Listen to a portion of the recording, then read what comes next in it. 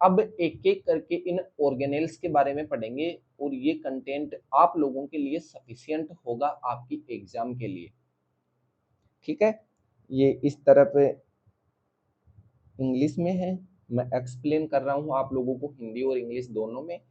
PDF में ऐसा का ऐसा आप लोगों को हिंदी में मिल जाएगा, ये सेम कंटेंट हिंदी में मिल जाएगा। तो आपकी सारी प्रॉब्लम सोल्व हो गई। अब बात करते हैं हम लोग प्लाज्मा मेम्ब्रेन की। देखो ये एक सेल है,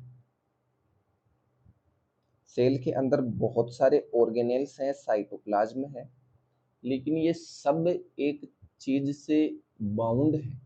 अगर ये मेम्ब्रेन नहीं होगी ना तो ये सब कुछ क्या होगा, ओपन एरिया में बिखर जाएगा। ठीक है, तो सेल मेम्ब्रेन क्या होती है, एक सेल को चारों तरफ से बाउंड रखती है। बाकी चीजें आप लोग देखिए कि एक सेल मेम्ब्रेन को आप लोग कैसे डिफाइन करेंगे ये बताओ पहले।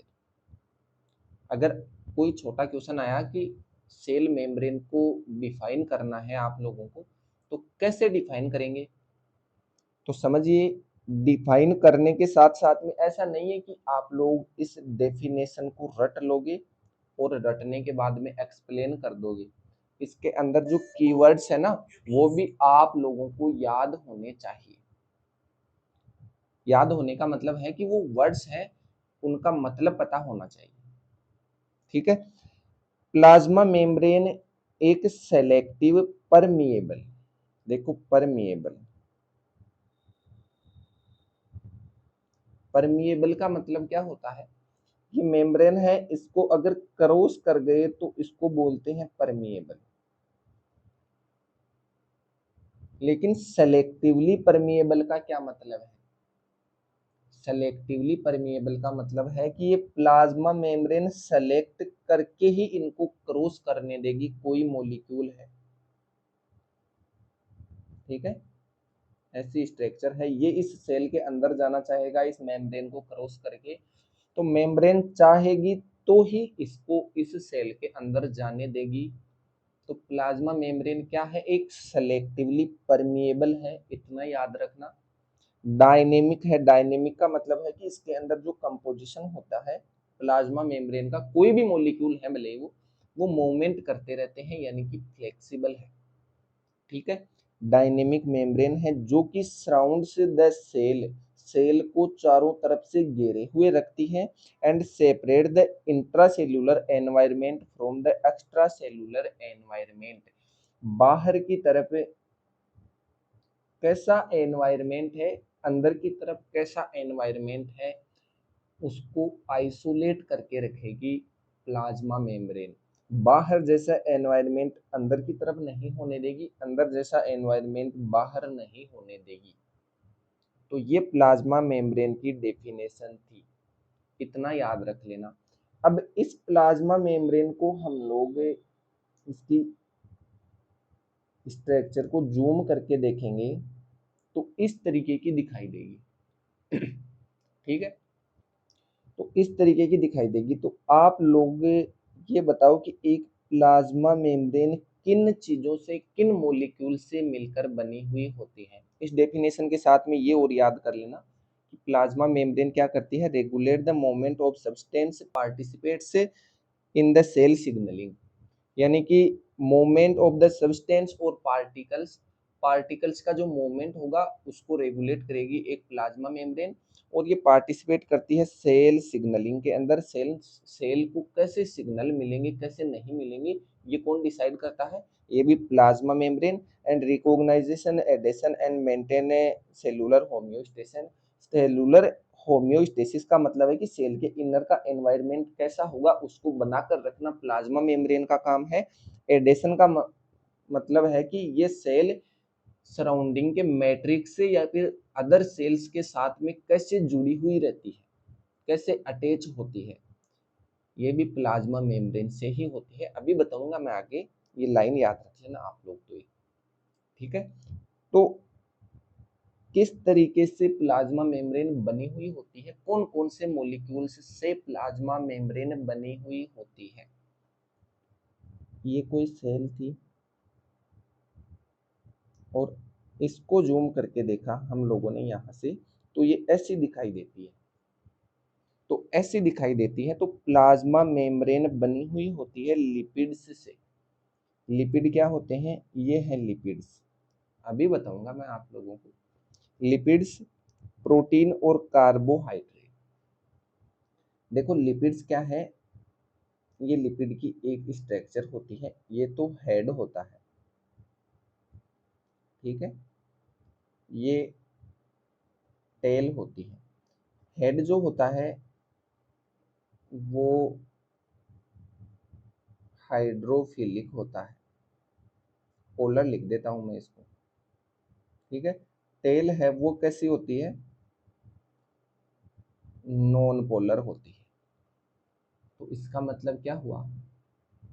इसका मतलब ये हुआ कि इस लिपिड को हम लोग, ये तो है डाई एसाइल ग्लिसरॉल, ये हेड ग्लिसरॉल का बना हुआ है, और ये फैटी एसाइल की चेन है दो, इसलिए डाई एसाइल ग्लिसरॉल बोल देंगे इसको। एक होता है मोनो एसाइल ग्लिसरॉल, जिसके पास में एक ही टेल होती है, कार्बन की एक ही चेन होती है, और हेड होता है वो ग्लिसरॉल को होता ही है, तो इसको बोल देंगे मोनो एसाइल ग्लिसरॉल। अब इसको तो वाटर के अंदर डालेंगे, बहुत सारे अमाउंट के अंदर, तो ये तो ऐसा बनेगा, देखना एक बार।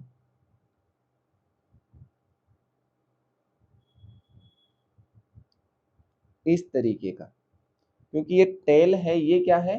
हाइड्रोफोबिक है, तो ये क्या है? ये कोर के अंदर छुप जाएंगे, हाइड्रोफोबिक बॉन्ड बना लेंगे। जो भी जल के अंदर, पानी के अंदर घुलने वाले नहीं है, वो एक जगह हो जाएंगे, और ये वाटर लविंग हेड है, वो सराउंडिंग में वाटर के कांटेक्ट में हो जाएगा।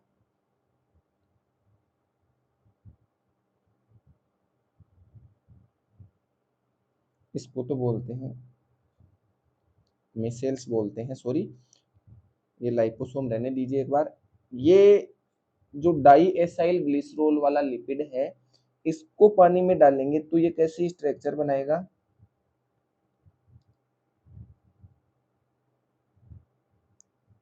ये इस तरीके की स्ट्रक्चर बनाएगा, बाइलेयर बनाएगा, ये इस तरीके से। इसको बोलते हैं लिपोसोम, ठीक है। तो ये ऐसी स्ट्रक्चर बनाएगा।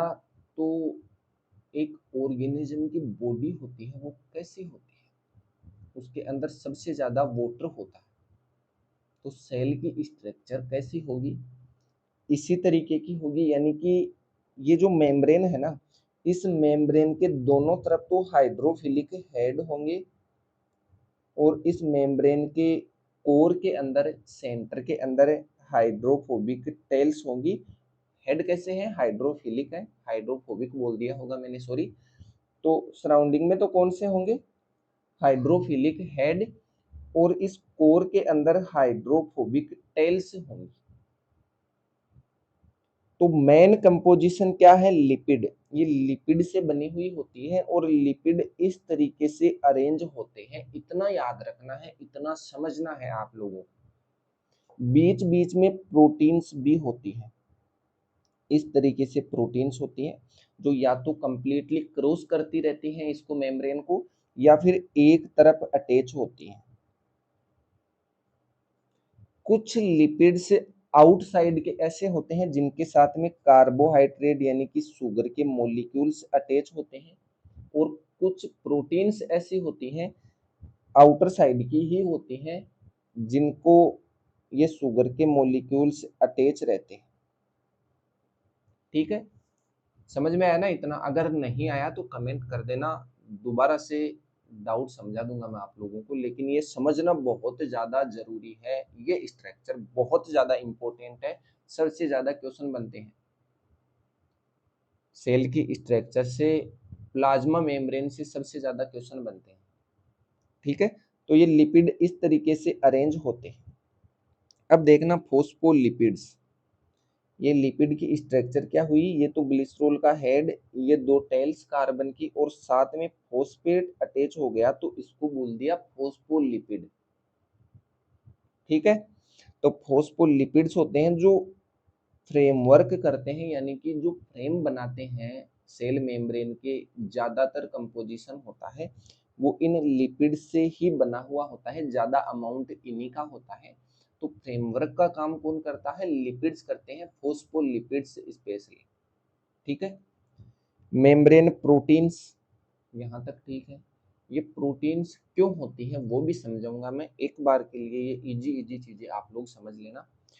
कोलेस्ट्रॉल भी होता है, इन लिपिड्स के बीच में कोलेस्ट्रॉल के मॉलिक्यूल्स भी फंसे हुए होते हैं, ये भी समझाऊंगा कोलेस्ट्रॉल क्यों होता है और कैसा इसका नेचर होता है। ग्लाइकोप्रोटीन्स, ये देखना ग्लाइकोप्रोटीन्स कौन सी हुई? ऐसी प्रोटीन्स आउटर साइड के अंदर ही होती हैं, ऐसी प्रोटीन्स जिनके साथ में शुगर के मॉलिक्यूल्स अटैच होते हैं, उनको बोल देते हैं ग्लाइकोप्रोटीन्स। और ऐसे लिपिड्स जिनसे शुगर के मॉलिक्यूल्स अटैच होते हैं उनको ग्लाइकोलिपिड बोल देते हैं।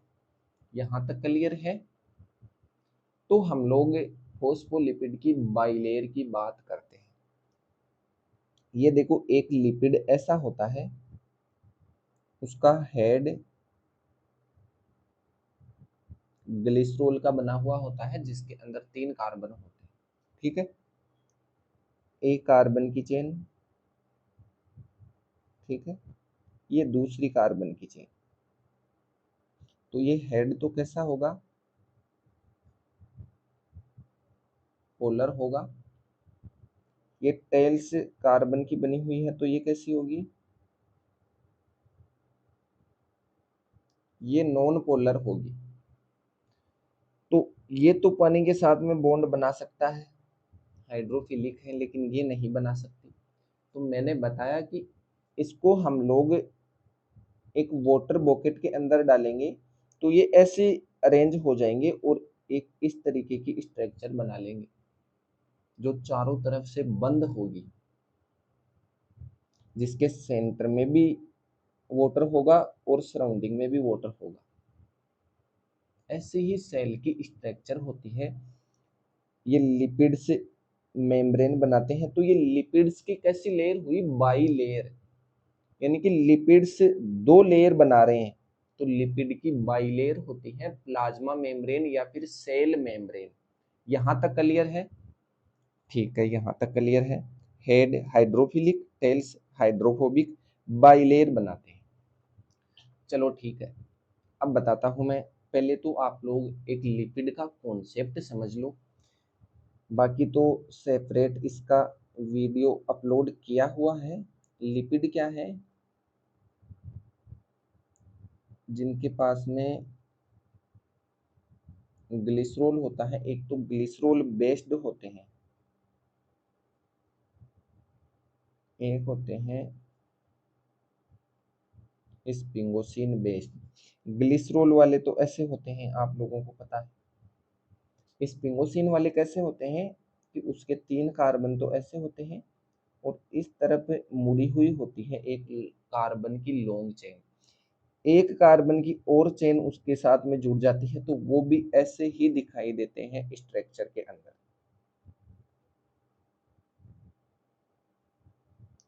इतना याद रख लेना। अब ये कार्बन की चेन है ना, ये लॉन्ग भी हो सकती है और शॉर्ट भी हो सकती है। ठीक है, लेकिन यहाँ पर इस कार्बन की चेन में अगर डबल बॉन्ड आ गया तो ये ऐसा दिखाई देगा। डबल बॉन्ड कौन सी कंडीशन में होगा? सिस कंडीशन में होगा, तो वो ऐसा दिखाई देगा। तो इसको तो बोलते हैं अनसेचुरेटेड।